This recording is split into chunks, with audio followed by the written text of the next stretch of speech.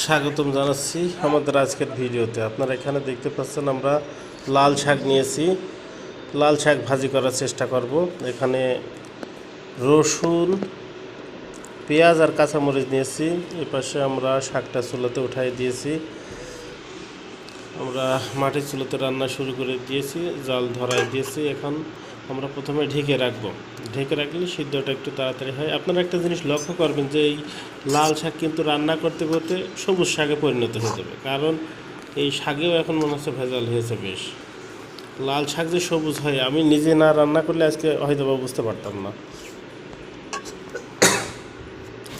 আপনারা এখানে লক্ষ্য করে দেখেন, আর সে লাল যে ভাবটা সেটা কিন্তু পানির সাথে চলে গিয়েছে, আর শাকের কালার সবুজ হয়ে গেছে। আমি সত্যিই আশ্চর্য হয়ে গেছি। আমরা সিদ্ধ করার পরে এখন সেঁকে নেবো, এটা ঝুড়িতে সেঁকে নিচ্ছি।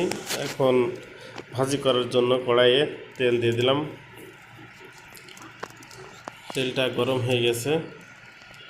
এখন আমরা কিছু পরিমাণ জিরা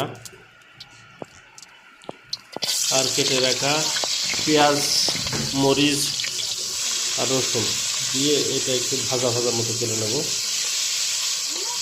এই শাক রান্না করতে বেশি সময় লাগে না। আপনারা লক্ষ্য করলে দেখবেন যে পেঁয়াজটা কিন্তু একটু ভাজা ভাজা ভাব চলে এসেছে পেঁয়াজের।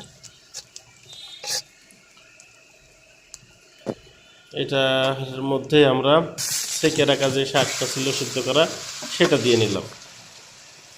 এখন বেশ কিছু সময় এটা এর সাথে একটু নাড়াচাড়া করে ভাজা ভাজা মতো করে নেব, তাহলে কিন্তু আমাদের হয়ে গেল ঝটপট লাল শাক ভাজি রান্না। আপনারা এখানে লক্ষ্য করলে দেখবেন যে আমাদের রান্না কিন্তু চলছে। প্রয়োজন মতো লবণ,